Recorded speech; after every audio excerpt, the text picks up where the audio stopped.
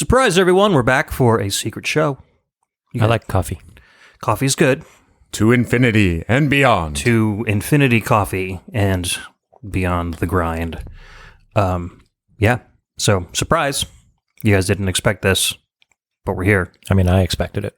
Joke's on you. Well, you had to expect it, otherwise you wouldn't show up at my house. Exactly. Yeah. Surprise, we're here again. Do the show. They've got guns pointed at me. Embassy exclusive or else.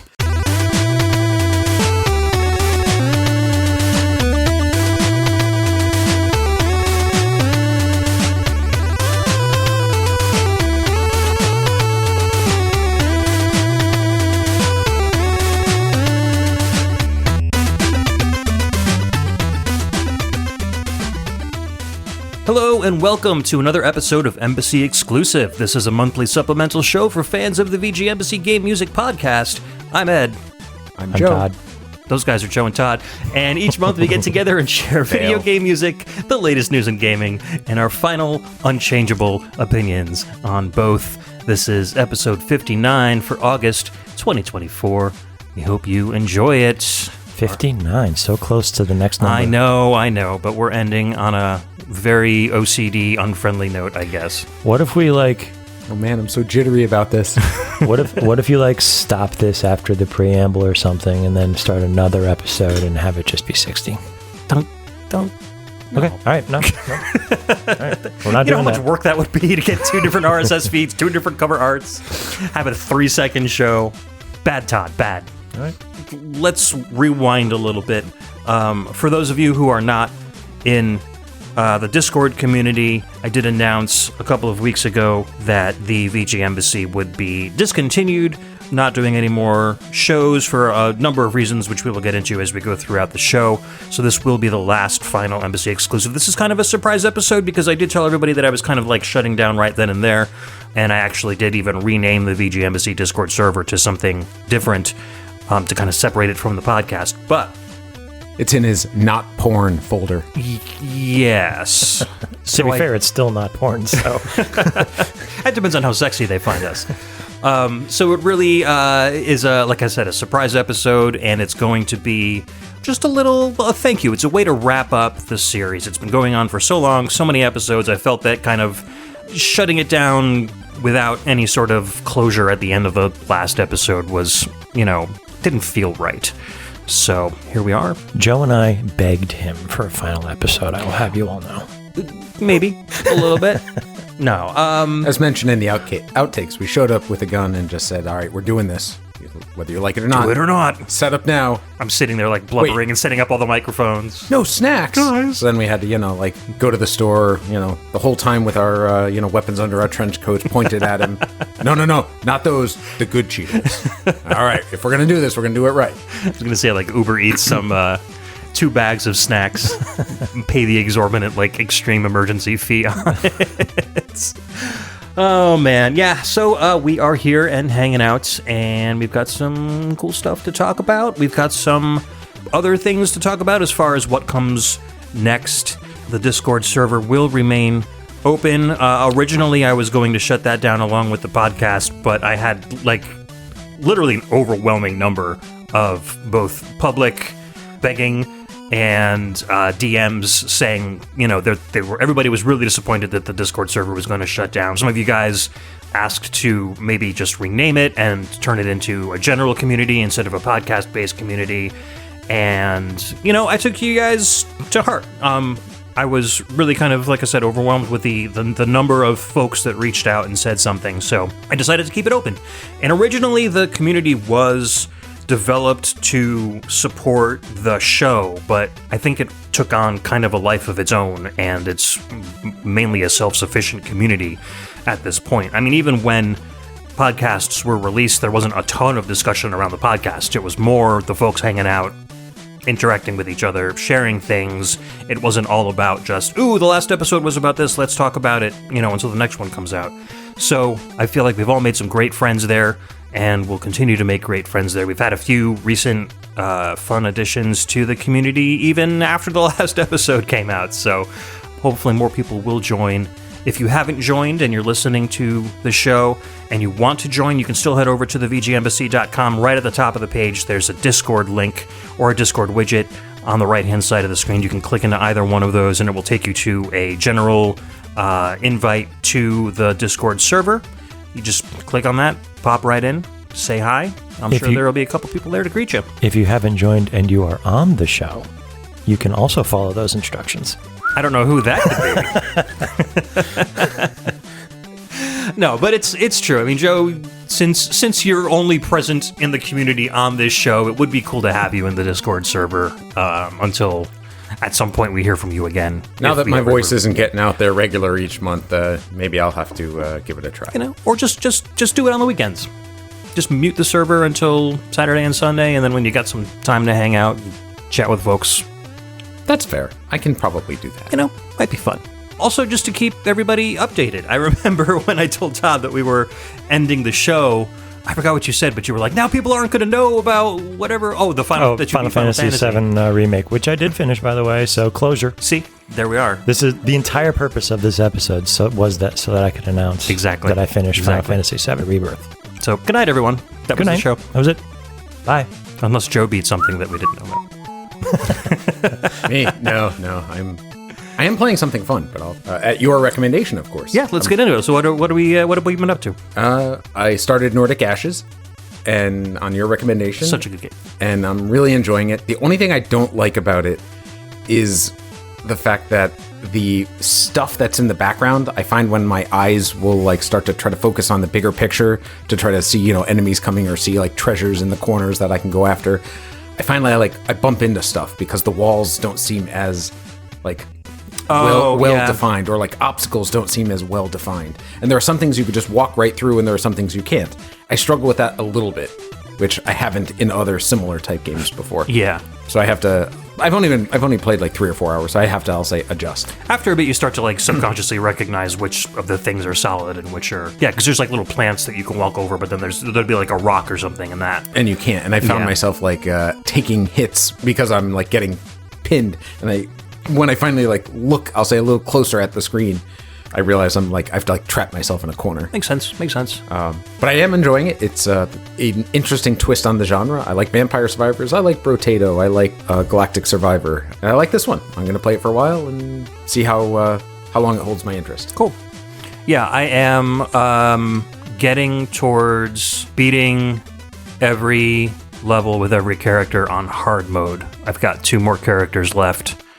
The 2 secret characters that you can unlock doing some crazy stuff. So once I finish that, there is an expert mode, but I think what I'm going to do is just look at the rest of the achievements that I can get on Steam and not necessarily beat every level with every character on expert mode, but just whatever I haven't gotten for the expert mode, victories, I'll just focus on those and maybe do it like I do with Vampire Survivors, where every time a new update or iteration comes out, I just kind of focus on, okay, what's going to get me the achievements, and just do that kind of stuff. So there's a lot of content. I've put 60, 70 hours into it at this point. So, but a lot of the time I'm if it's dinner time or whatever, I'll leave it on pause and go eat and then come back. So a lot of that time is not active gameplay time. That's just what's recorded in Steam. So I'm having fun learning about the different kinds of builds and seeing if I can make something overpowered for where I'm at. And I mean, that's kind of the whole point of the game. Yep. And so I'm having fun with it, and it'll definitely keep me hooked for a while. Yeah, I just started checking out this new demo. I was actually in the beta playtest, and they just released a public demo. It's called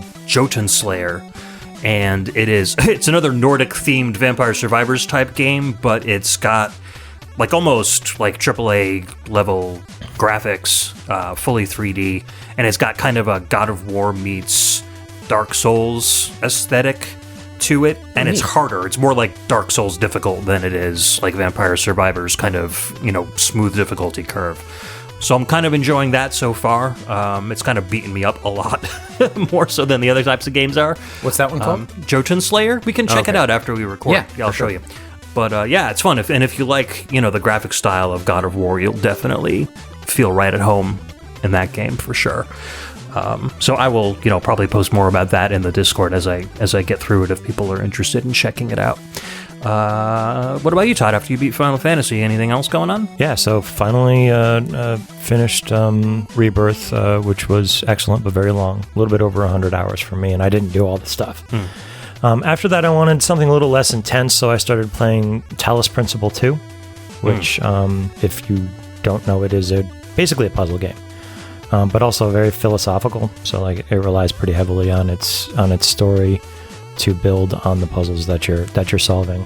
I enjoy the puzzles more than I do the story. Yeah. I like puzzle games. I don't know if you all have come to know that over the last 59 episodes, but I enjoy puzzle games. So I've been playing that. And after the discussion that we had, I think it was in the last episode about slow burner games, I started playing more Etrian Odyssey. It felt like I was getting towards the end of the game. Then you had to stop because there's no way you could actually finish it because that would close a 10-year No, I was chapter like, ago. maybe I'm finally going to finish this after like, I don't know. Then you can start a new decade-long multiple game. years, and then I can start another, Etrian Odyssey 2, That's right? true, You know, yeah. there's, I think, 4 of them. So I was on the 20th level of the dungeon, and things were feeling very final. The storyline was like making those motions that suggest to you that that it might be ending, and it didn't. And then so I was a little surprised by that. So I actually went on the internet to find out how much more game there was, which is not something I normally do. Only to find there's an additional 10 levels. So back on the nightstand it goes, and we'll see what happens in a few years. So it pulled an Uncharted 3 on you. Yeah. Yep. The whole thing is like, I gotta find the Lost City. Okay, we found the Lost City. That's only like 75% of the game. Right. So something like that. I'll probably be playing that for a few more years, and that's about it. You know, one level every 6 months. Yeah. That's cool. I dig it. And I've just been playing more SnowRunner, and I started playing Arcade Paradise in VR, which is a great game. It's kind of like half sim, half story. I think I mentioned it, playing it like probably a year or two ago on Embassy exclusive, but you start off managing your dad's laundromat. There's a couple of arcade games in the back, and you quickly discover that the arcade games are making more money than the laundromat is. And so kind of behind his back, because he's out of the country, which is why you're managing it, you start slowly converting the laundromat into a full-fledged arcade. So the laundromat gets smaller and smaller as you put in more stuff. And then you're like chatting with your sister on this old like Win95 computer that's in the back, because it takes place in the late 90s, I guess. And so eventually like the whole story comes to a head when he finds out, you've pretty much gutted his laundromat in favor of an arcade. But it's cool because you can play every single arcade you install. You can get high scores. The more you play the games, the more money they make because people get excited about them and they try to beat your high scores and stuff. So it's a cool combination of like walking sim, management sim, just random mini game playing arcade kind of a deal. And in VR, it's super cool because it's extremely immersive. You're actually just like going up to the arcades and playing them on the cabinets, or if it's like there's a couple of light gun games in there like Point Blank, so you'll hold the guns and like in VR pointed at the screen to play the light gun games, or do like driving motions for the racing games. So it's cool. It's my second time through the game itself, but the first time in VR, and there are some significant differences. So I'm having fun with that. Yeah, I've been trying to get more into VR because I have the headset and I just haven't been using it that much, mostly just for that mini golf game that I play with Justin and our buddies. So I'm trying to get more into some good VR stuff. I don't like action games in VR a lot. I just feel like there's too much going on and around, and I'm not very good at like aiming guns in real time and stuff, and I don't really like shooting games anyway.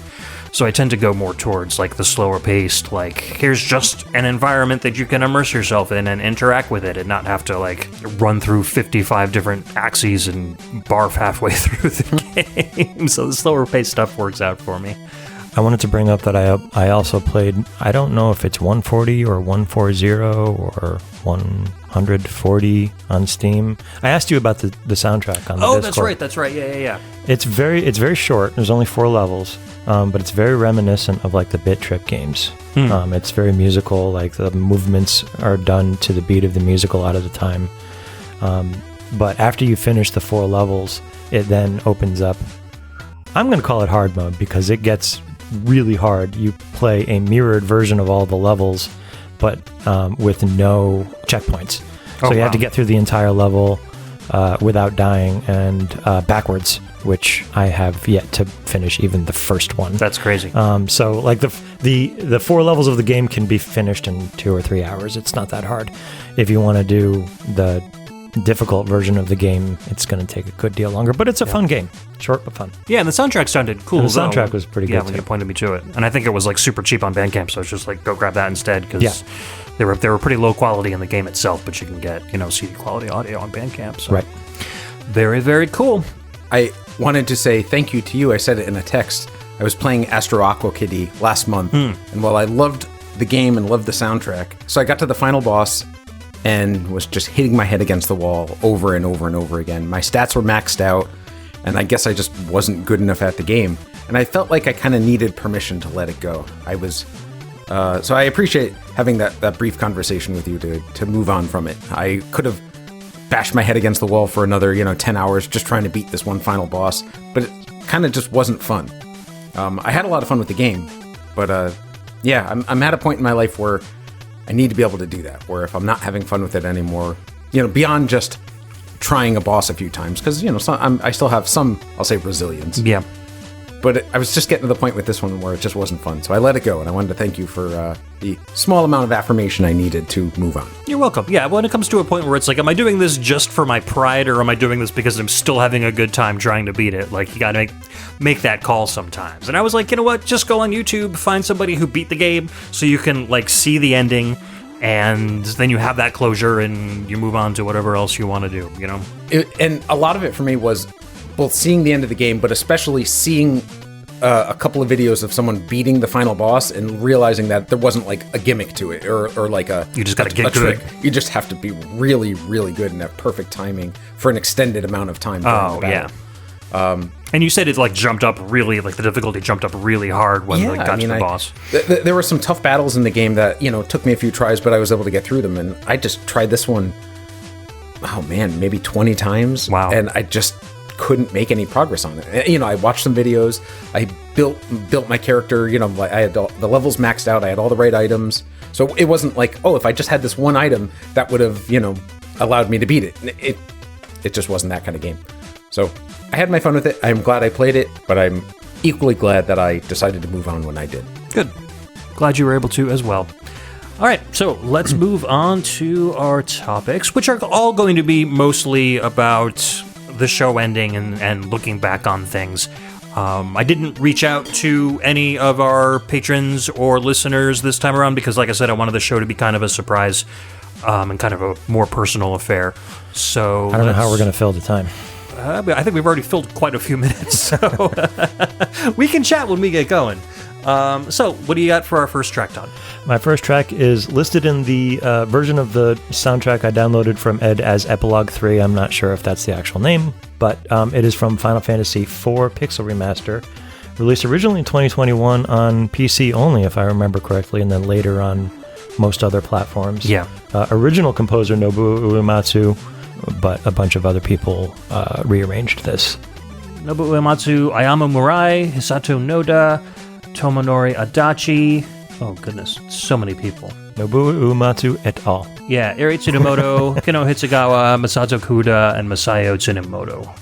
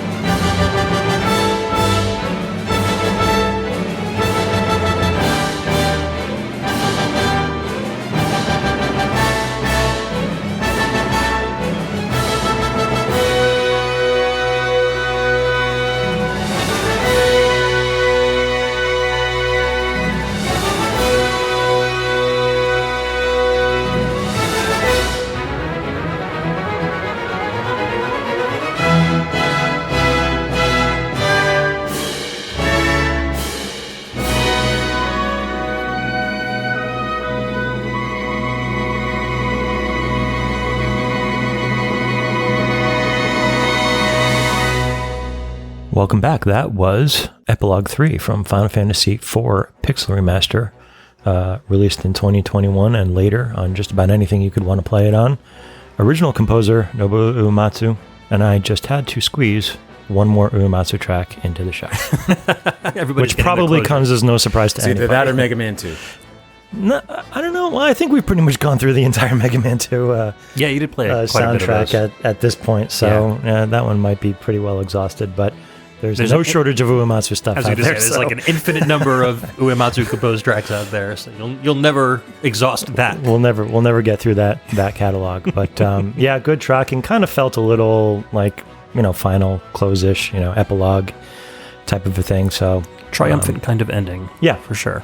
Yeah, my topic for this episode, my retrospective, is going to be, what are you going to miss the most about the show or what we're doing here? I will take the easy one, and that is that hanging out with you guys every month and just BSing about video games has been lots of fun. Mm-hmm. And hopefully we can continue to do it even without the show.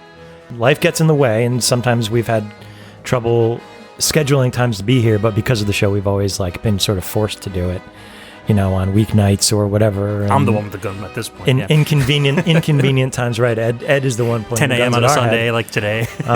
So that the onus of the show won't be there anymore. So if life gets in the way, we can just be like, we'll do it next month, and that'll happen. Or it doesn't always need to be the last weekend of the month. We can just say, okay, right, it's whenever. June. Which weekend works for us in June? Or whatever month we're in. So it frees us up to, I'll say, go to other places too. True. I'm happy to host. We could probably impose on Todd every now and then. Yeah, surprise, we're here. I suppose. Yeah, or we can always for one night decide to all go downtown to Barcade or something and play some arcade games and drink some beers together. That'd be kind of cool too. Yeah. There's a lot of different options. You mean go out in public? I will try to get over it if you can try to get over it. But yeah, that's been a ton of fun for me over the last 58 and a half episodes now. Yeah. So that's what I'm going to miss. How about you guys? Well, for me, it's kind of along the same lines, but it's more specifically, this is the only area in my life where I can unashamedly geek out once a month. Everywhere else in my life, I have to be careful the degree to which I geek out, if that makes sense. Mm-hmm. I've long since socially acceptable level of geek out. I've long since discovered that I'm still really, really funny, but only if I'm talking to people between the ages of 35 and 50. Outside of that, no one gets my sense of humor. So I have to water myself down so I don't seem like a complete weirdo.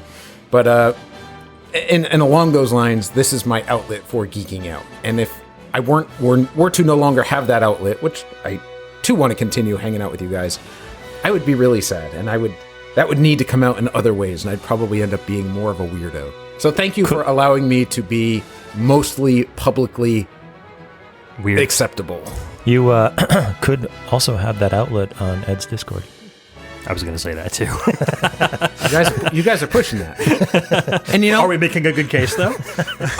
Yes. And I need that outlet. So honestly, that's going to be my motivating factor. Not so much that I like social media, and I know that this isn't normal social media.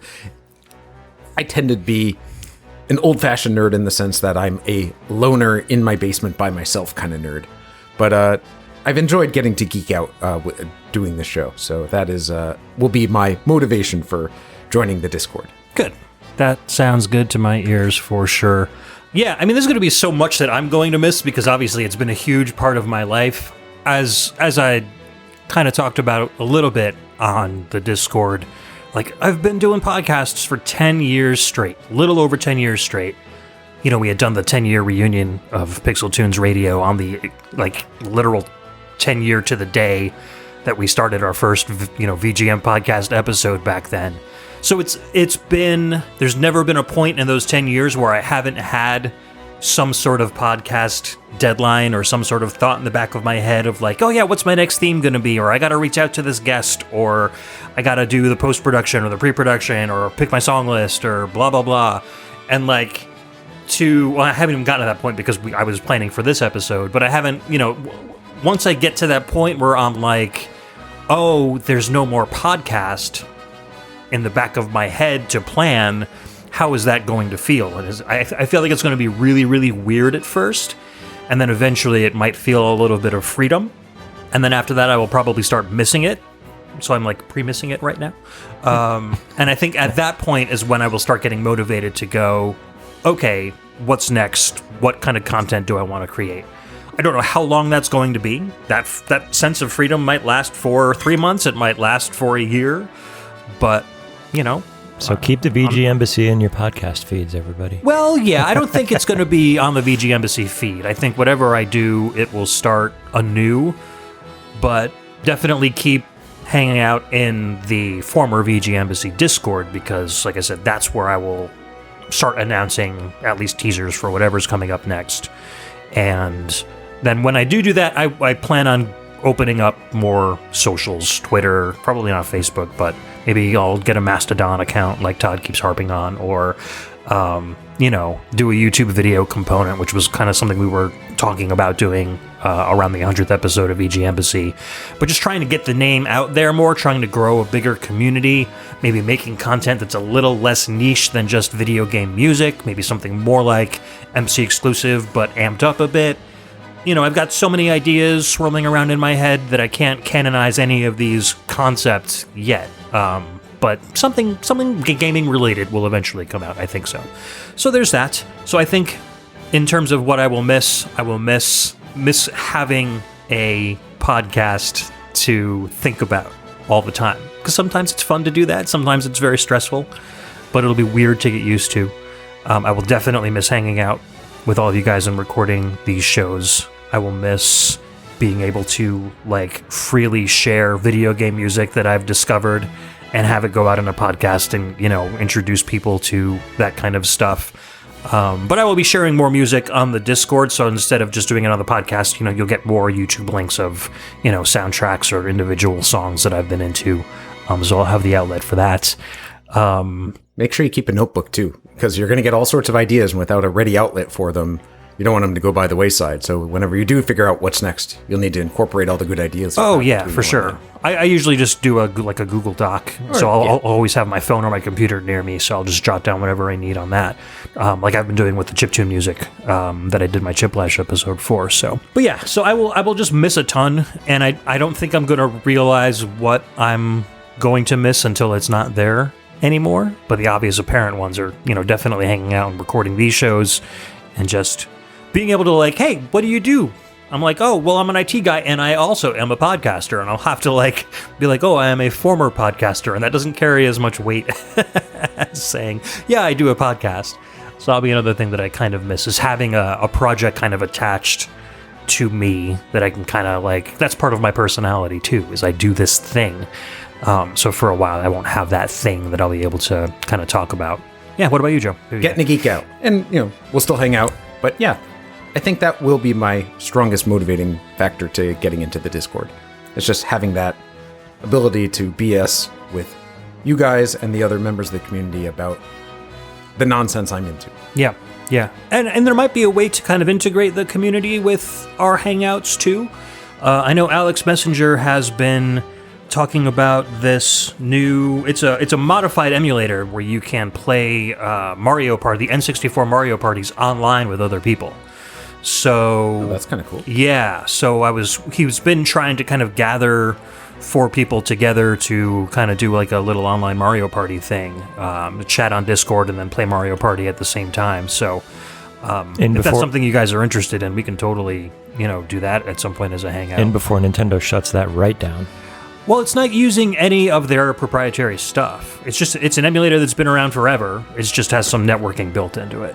It's using the ROMs that have been around since the dawn of time. It's not incorporating any code from Nintendo's online stuff, so. I'll have to break out my original Mario Party glove so I don't get Mario Party banned. Yeah, well, the nice thing is you can use any controller you want, too. It doesn't have to be an N64 controller, so the analog sticks will be a little nicer on your hands. You can destroy the analog stick on a PlayStation controller instead. Exactly. Yeah, make sure it's one that's got a little bit of resilience to it, for sure. Oh, man. And I'll miss our Patreon folks and our listeners chiming in with their opinions every month, too. It's always kind of fun to throw a topic out there and see what everybody had to say. Shout out to Farmer Steel. Yes, shout out to Ryan Steele, and at the end of the show, we'll kind of go through a lot of the big-time contributors to the show and thank some folks personally. But yeah, Ryan will definitely be on that list for sure. All right, let's move on to Joe's topic and your tune. What do you got to play for us today? My track is Townscape from Neural Gear, released only for the Sharp X68000 in 1990, composed by Keishi Yonao.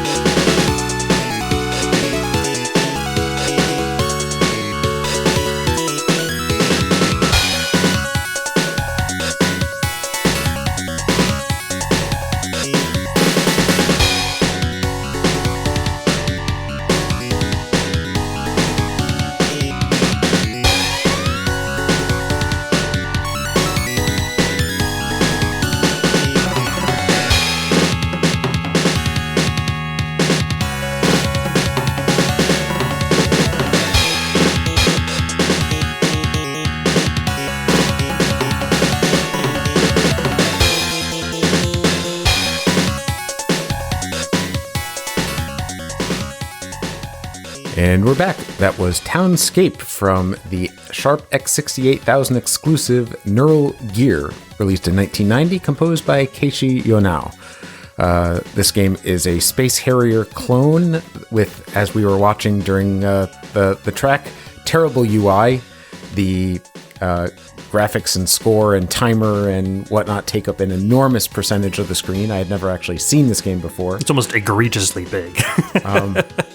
Not exactly my style of gameplay, but definitely my style of music, which is what brings me to my topic. What is something you learned from listening to the VG Embassy, or Pixel Tunes, as it may be? I've always been a game hunter. I enjoy collecting things, but before I started hanging out with you guys, I knew Nintendo, and I knew Sega, and I knew PlayStation, and I shunned Xbox. And that was about it. And there's a million other things out there, and that's what I learned through doing the show, is that there are all sorts of really cool older consoles, and even some newer ones, that have great games and even better soundtracks. And this is one of them. This game, which I'd never heard of before, has an amazing soundtrack that I advise you all to go out and listen to. But this console, the Sharp X68000, which Ed has covered on various episodes of his podcasts before, is something that in no way, shape, or form I ever would have come across in the wild here in the US. And granted, I'll probably never find one at a tag sale. But unless it's some sort of, Japanese expatriate that is selling off their stuff. Happened to bring it over here, hold on to it for 30 years, and then just died. Yeah. and then sell it for $5. Right. Oh, God, could you imagine?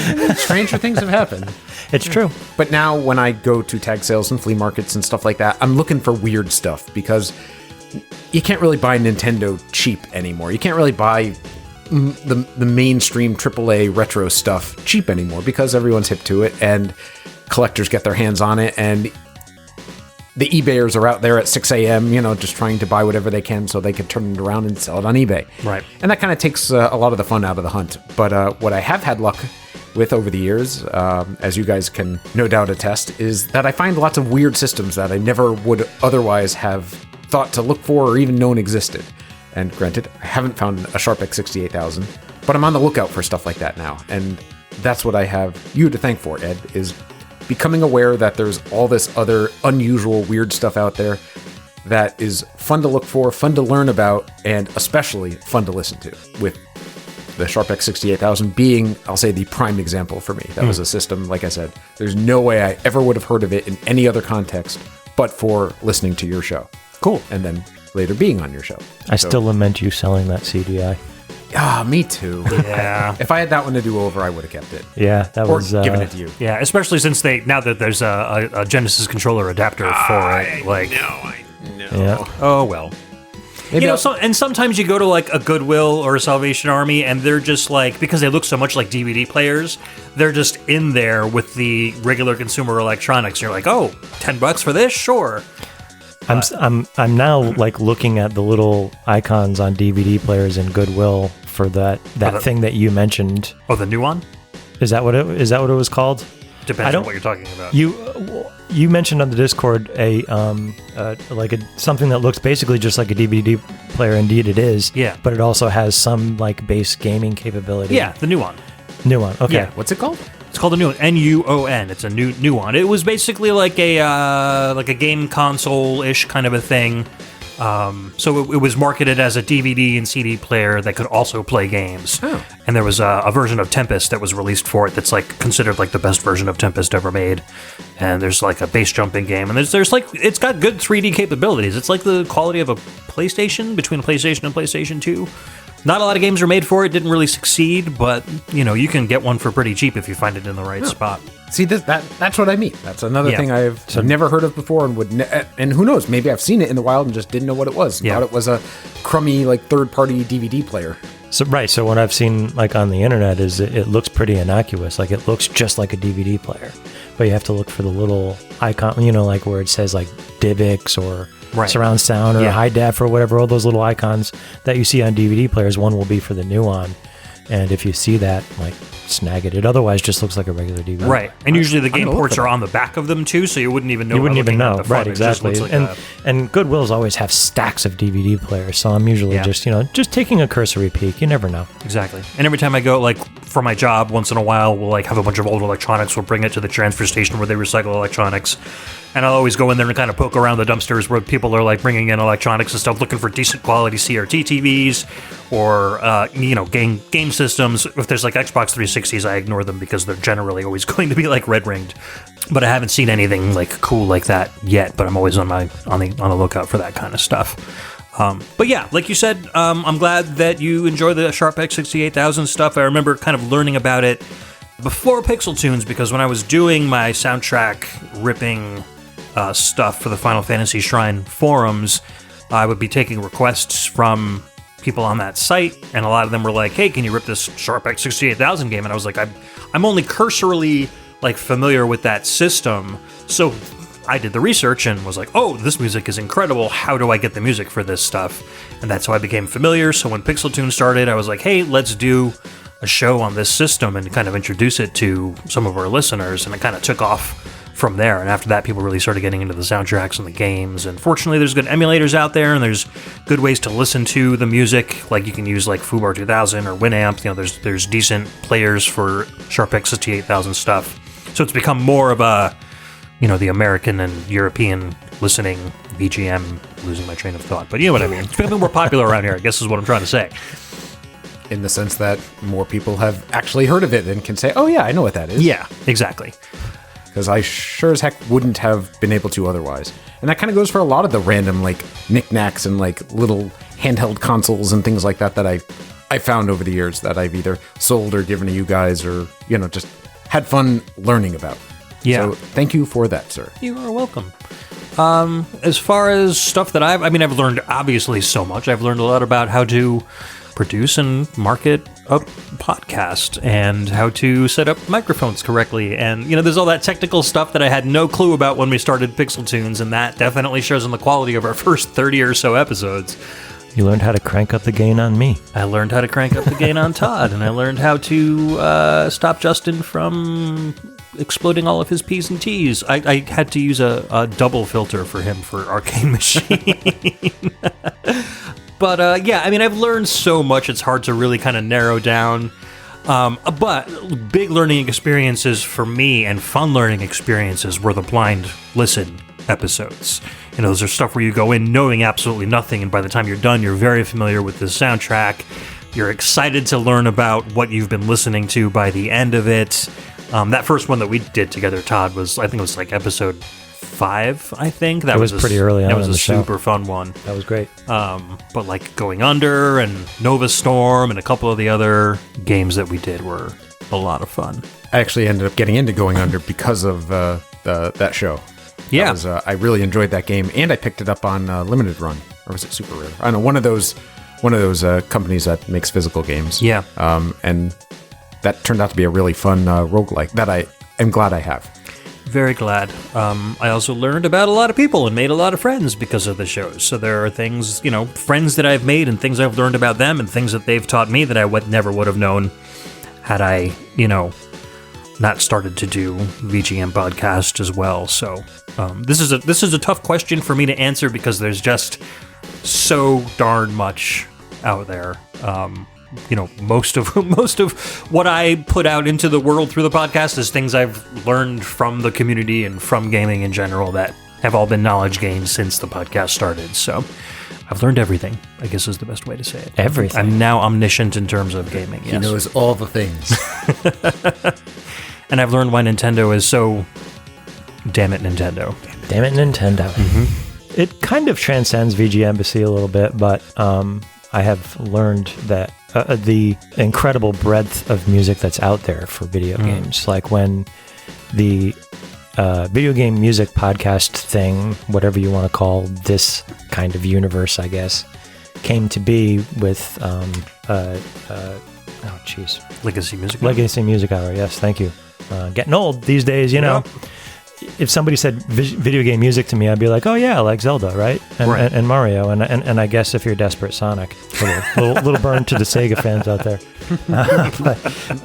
And in my mind, there wasn't really much else. I mean, games had music, but Mega Man had incredible music, and I'd be like, the songs would be stuck in my head for a while, but it never really occurred to me to just listen to the music a lot of the time. Yeah.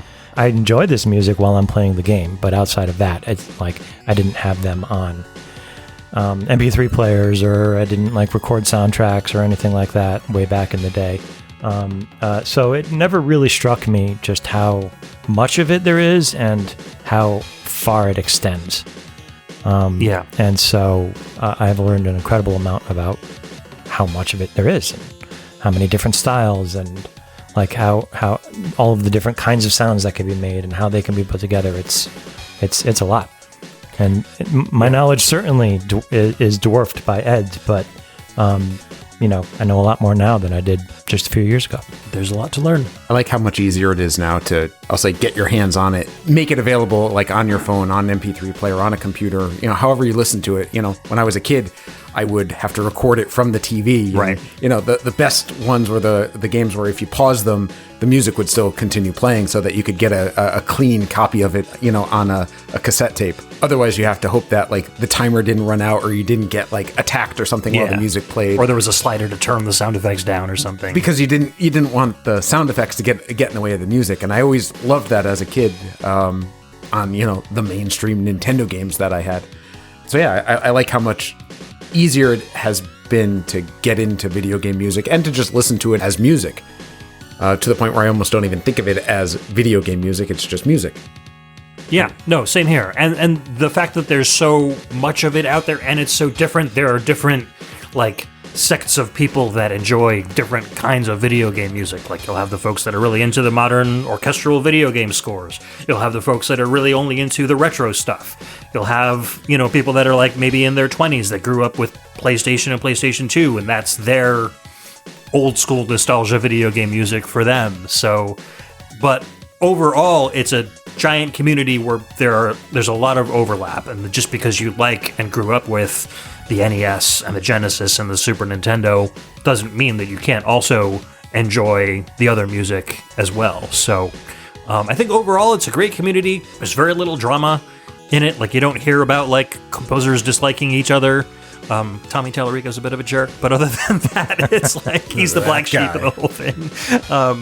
Yeah, but other than that, it's just a really good place to be if you like video game music. There's not a lot of stress involved with being a VGM fan. So I am glad that, it happened to be an interest of mine already that I happened to just kind of slide into and And learning about other VGM podcasts as well, like Robin Purnell. I never would have been friends with them. I remember when Rhythm and Pixels came out. So it was like Pixel Tunes Radio started, and then we learned about Pixelated Audio that had started just after us. And we were like, another podcast with the word pixels in it, like people are going to get confused.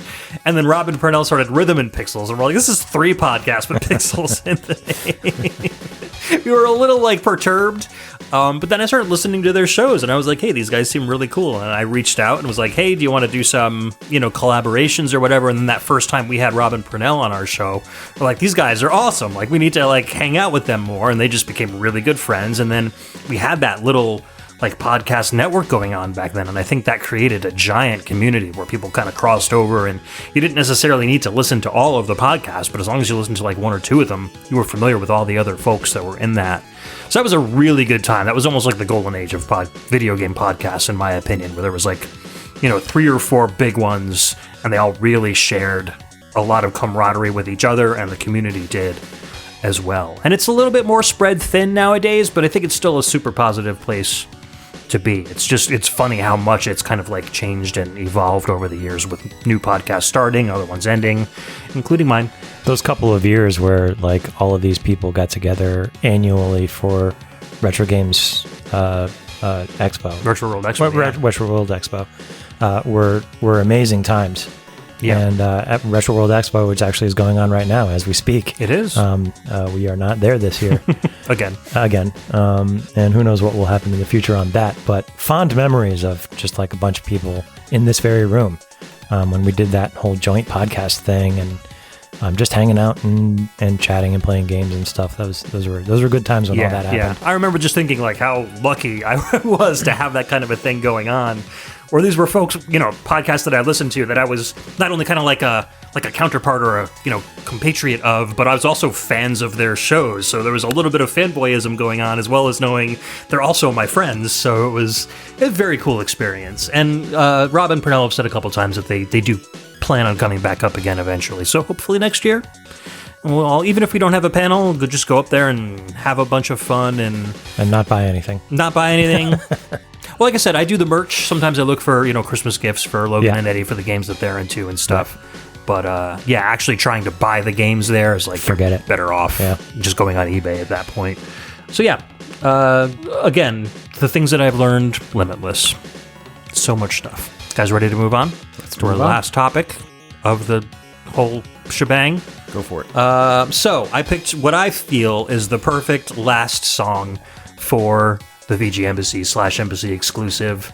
It's the ending theme from Ecco, Defender of the Future, released on the Dreamcast and PS2 in 2000, composed by Tim Follin. Not only is it a callback to the very first episode of VG Embassy, not only is it an ending theme and a beautiful one at that, also composed by my favorite composer of all time. So I just, once I thought of it, I couldn't think of a better track to play us out. So let's listen to Defender of the Future. Keeglyph is very excited right now. I'm sure.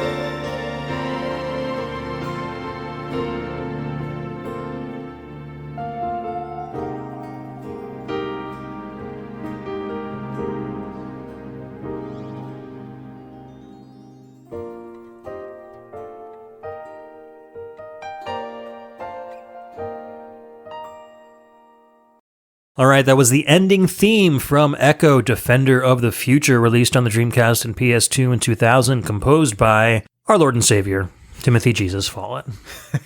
The last track of VG Embassy / Embassy exclusive, and a great, in my opinion, way to end the show, ending with a Tim Follin track, ending with a callback to episode 1 with Keyglyph, our Echoes of Ecco episode. And just a great kind of a whimsical, I call it, Tim Follin composes music for a 1980s TV show, Jam, especially that guitar solo in there. So a lot of fun, very fitting to end out. And I want to kind of use this last segment of the show to just talk about some memories, thank a lot of people for their input into the show, to thank you guys, Todd and Joe, for sticking with me. We started Embassy exclusive really early on. I think I had the idea for it before VG Embassy even launched, because I had the first 8 episodes ready to go before we even put episode 1 publicly out. And I think it was during that period where I was like, hey, I think I was at one of your parties, Joe. I remember talking in the backyard, the three of us. Yeah. Just having a chat about gaming in general and just visiting a whole bunch of different topics, and all of us were contributing very well to the conversation, I guess, in my analytical opinion. I was like, this might be fun to just get on the mic and talk about the games industry. Like, we always seem to be really interested in it and seem to have a lot of opinions on it. And we all seem to not necessarily always agree with each other, but none of us were like, oh, my opinion is better than yours. Like, there was never that kind of dynamic where we would argue about something. It was more like, I can see it your way, I think about it this way. You know, we're both kind of right. Just because we don't argue doesn't mean I'm not always right. I think that's the one thing you're wrong about.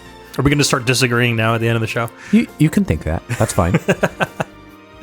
But yeah, I thought it would be a great idea to just do a Patreon show. It started off really small. We only had 10 to 12 patrons when this started, so we didn't have very many ears listening to it. And as it grew, and a lot of the patrons told me, hey, I really like Embassy Exclusive. I think it's one of my favorite podcasts out there. I started having the idea to kind of move it onto the main channel, and because I was really proud of what we were doing too.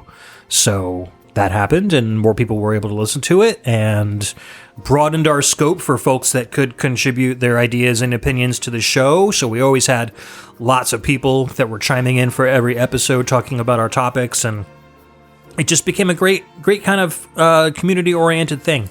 So I want to thank you, Todd and Joe, for kind of joining me for that whole journey and going through all the transitions and a little change on how we operate sometimes, and through the pandemic and the highs and the lows. Like, there were a couple times where I had to do them by myself, a couple times where you weren't able to come on and I had to like get an emergency.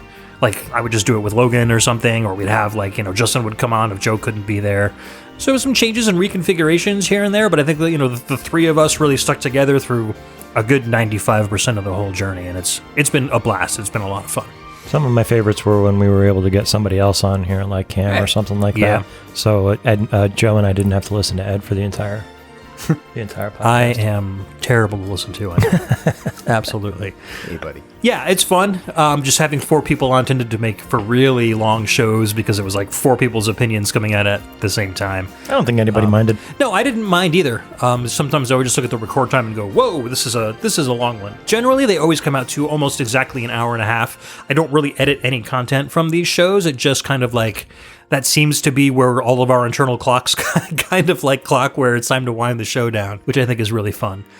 This one might be a little longer because we're, reminiscing more and just talking more about some other stuff. But also we don't have, listener input, so it might balance itself out. So again, like a lot of the patrons started off from day one. As soon as I announced that I was opening a Patreon for the VG Embassy, a lot of the Pixel Tunes fans who were interested in what I was doing next immediately jumped onto the Patreon and started pledging, which was great. And then a couple folks showed up later on, and there was some, influx and outflux, and again through the pandemic, which I think is just like it was such a weird time because some people had more money during that time because they were making the same amount but spending less going out. Some people had less money because they were losing their jobs and really had to tighten their belts a lot.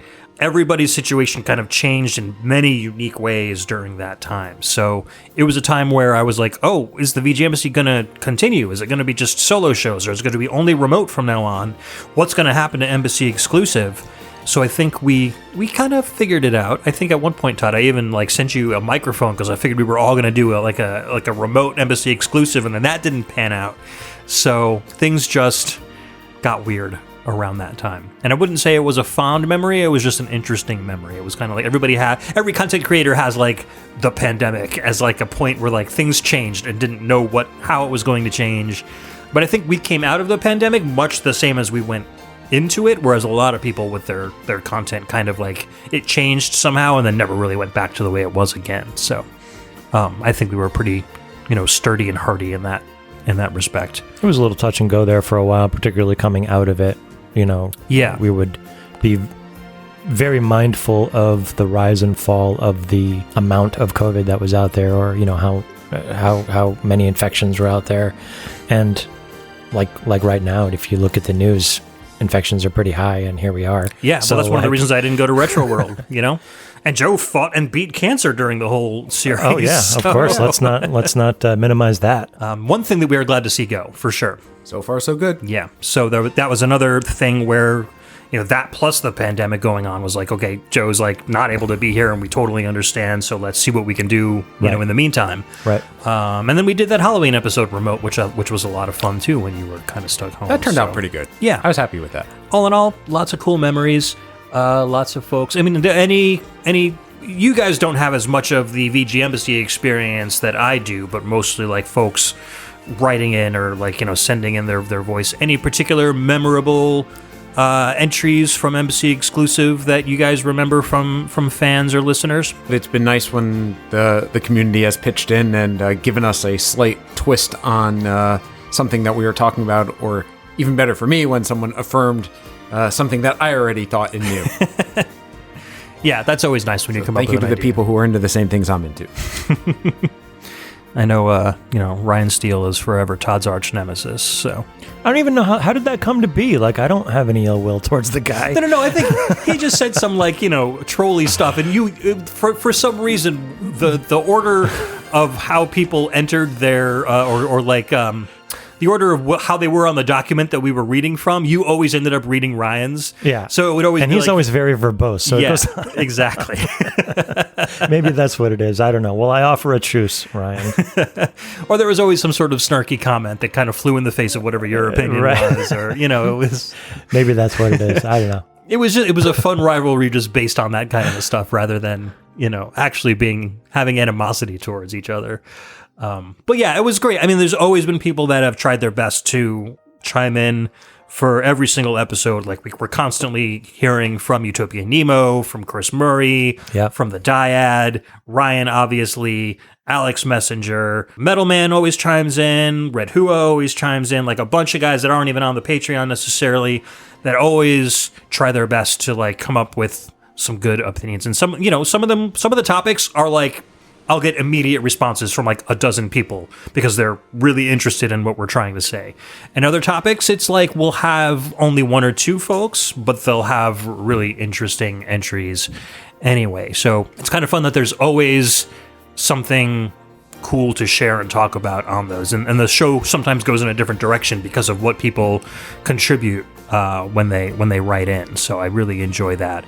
And sometimes we'll talk about something and have an opinion and kind of share an opinion, and then the people that write in are like, go in a completely different direction. We're like, oh, and it kind of makes us look at it in a different way, and sometimes changes our opinion too. So. I liked that where we all kind of silently came to the same conclusion of not reading any of the submissions before the actual show. Yeah.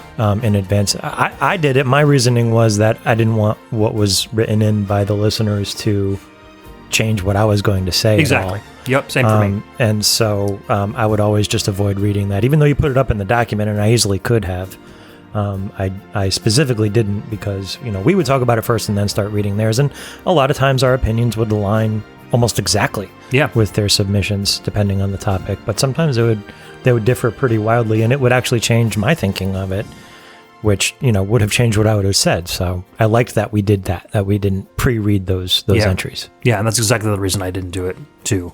from last month, that topic on AI was a perfect example of it, where we all kind of like the three of us had kind of different opinions on it, and then as we listened to more and more about what the listeners had to say, we got some very different opinions there. Folks that were, really hardline on no AI whatsoever, and folks that were like, yeah, it's much more lax, it's okay in these situations. And I think having that point where we could all say, okay, we can all come together that it's bad in this situation, and then kind of being more kind of granularly vague in the other parts that we were okay with, was like a really good cross-section of like the world now and their opinion on AI, like what's good and what's bad. It's such a hot button topic, but I think that's kind of like where Embassy Exclusive shines a lot, when you have those kind of hot opinions and people go one way or the other, and we're all able to kind of share, and there's no yelling or shouting. It's just, this is this viewpoint from all sorts of different directions, and the listener can kind of take all that information and kind of make their own opinion themselves. And then we'll get, follow-up on the Discord after the show comes out and saying, hey, I listened to what everybody said, and I was thinking about it in one way, but you made me think about it in a different way, so now maybe I'm a little more or against it. And I think that's really cool, that people are taking the show as seriously enough to let it kind of inform their opinions and influence it. So I thank you guys whenever you follow up like that, because that kind of really reinforces why we were doing the show to begin with, for sure. And whatever my content that comes out in the future is, it will most likely contain that, some kind of component, because I love kind of debating these topics in the games industry and stuff. So I would like that to be kind of an ongoing theme for future things. Or, folks out there, if you have a show that's like that, or you have a VGM podcast, I am always willing to come on and be a guest. Just because I'm leaving the VG Embassy doesn't mean I want to necessarily stop appearing on podcasts. So I know Alex has already reached out and, asked me to be on a VGM journey. And Robin Purnell have said that they might have me on at some point once they get their show back up and rolling again. So, let me know. It doesn't necessarily need to be a VGM show. You got a show about gaming in general? Hell, any of us might want to come on. You want, like, me and Todd and Joe to be a guest on Game Talk Weekly? I don't know. I'm just making up show names now. Weekly. I don't know. Weekly is a I got to get on that. I hear it's good. No, not as a regular guest, just a guest for that particular show. I mean, the Legacy Music Hour isn't that much more original either, but yeah, like I said, we're, at least me in particular, always available for hanging out with other podcasts and sharing my opinion. Let's talk a little bit about our patrons. We've had so many patrons over the years. Longtime members, Rhythm and Pixels, Michael Bridgewater from Forever Sound Version was there from the very beginning. Cam Childs, of course. Also, as part of the Mad Gear band, we've done some collaborations with them in the past. I did a show that kind of promoted one of their releases. Alan, a.k.a. Periodical, part of the Dyads Presents podcast. Bedroth from the Very Good Music podcast. Who else has been on here forever? Mixmaster, we did that bowling episode together way, way, way back in the day. I hope he's doing well if he's listening. What's up, man? Professor Tom from Shujin VGM Academy. Chris Steenerson, and 11, a.k.a. Mike Stark, has been around forever. Keyglyph, of course, one of the very first contributors and guests on the show. They came back several times to do other shows as well. I don't think the VG Embassy would have gathered as many fans as quickly for the first episode had Keyglyph not been on that first one. I think because VGM Jukebox has ended, or had ended at that time, and people were really interested in seeing what they were up to. Having Keyglyph on was both a lot of fun and kind of helped kick it off with that sense of community and theme and talking about people's passions that I wanted to continue throughout the series, and that really kind of exemplified that. Chris Murray, of course, been there since the very beginning, has hung out with us in person a couple times, went down to see him in DC when I went to go down there with Pixelated Audio to the Library of Congress video game music celebration, so that was a ton of fun. Phantomire, Dan Lawton's been on here a ton of times.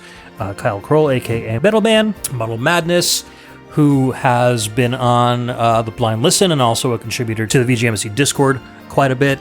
The Last Rican, Daryl Bowers, the Dyad, of course, doing all of the pixel art for our website and the Dyad challenges, which were a lot of fun, and also a couple blind listens. Claire Myers, not necessarily on the show, but a couple of entries to Embassy exclusive. She's been a huge contributor. Scott McElhone, pretty much since the beginning. Scott has always chimed in with his opinions on the show, sometimes listens to the show multiple times, and has always given us really good feedback on things that he likes. And Volt's VGM Dream Stream Machine, it was one of my favorite VGM podcasts ever, and the inspiration for a ton of the scripted kind of radio drama style shows that I have done in the past, especially that episode 51, New and Improved, was greatly influenced from a lot of his scripted shows. Carlito from the Heroes 3 podcast, had him on for a fighting game episode. He's been on a bunch of other podcasts before, also is a great podcaster in his own right, been around forever and ever, one of our top contributors. Ryan Steele, also one of our top 3 contributors to the VG Embassy overall, and all-around troll and nemesis to Todd, for sure. Frankly, Zappa, who was on one show and kind of like appeared, became a VG ambassador for a bunch of months, and then kind of disappeared very quickly. If you're still listening, dude, I appreciate all of your contributions to the show, and I hope you're doing well.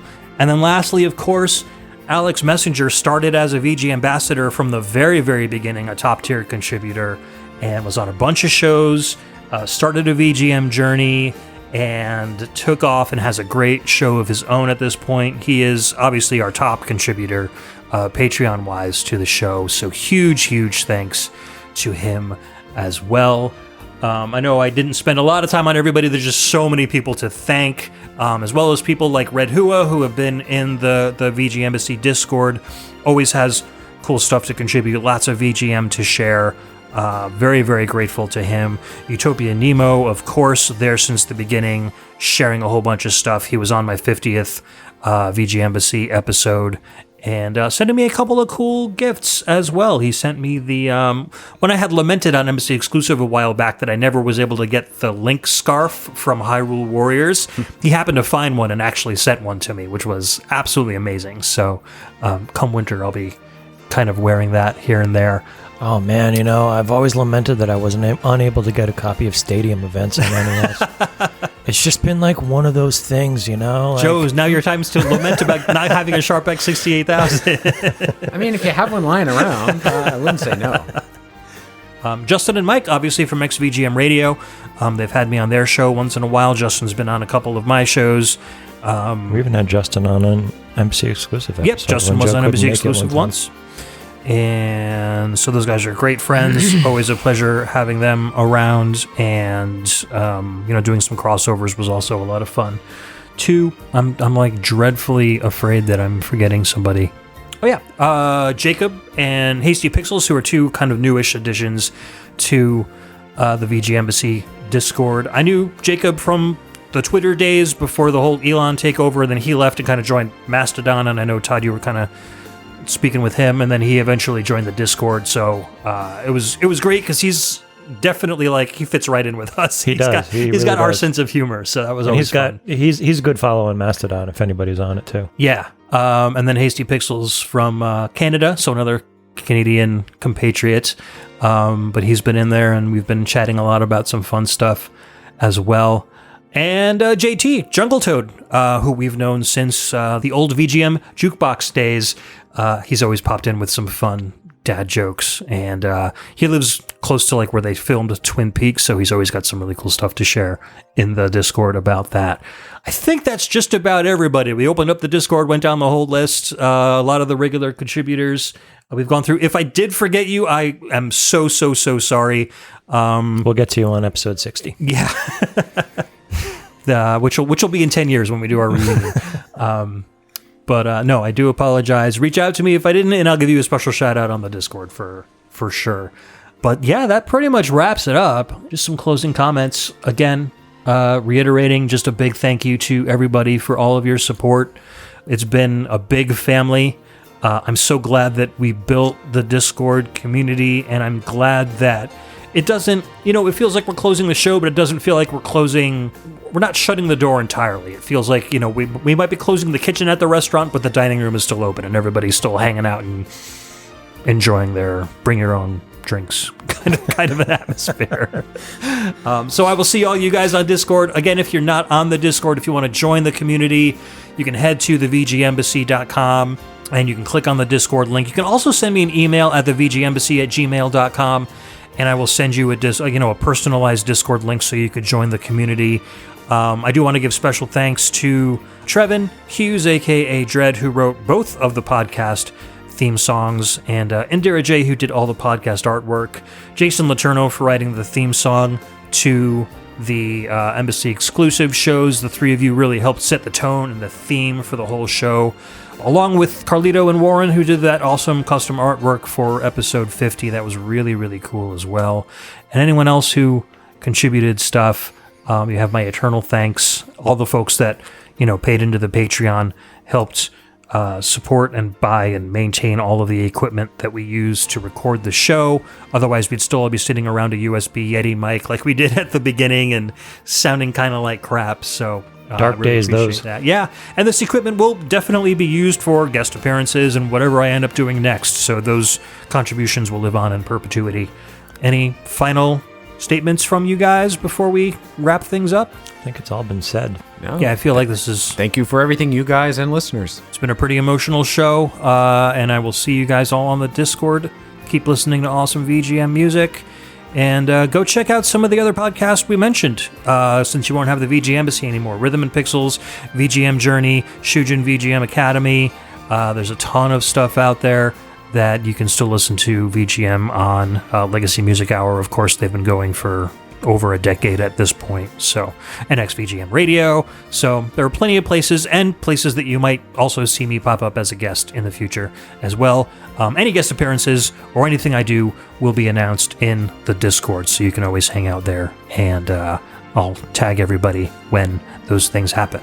So, signing off for the last time, for VG Embassy anyway, I've been Ed. I'm still Joe. I am also Todd.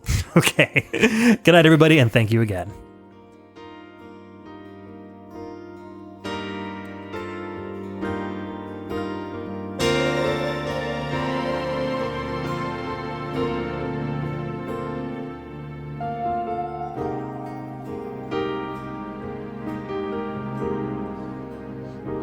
Hey, what's that sound? That's the sound of freedom, my friend. Ah, solid.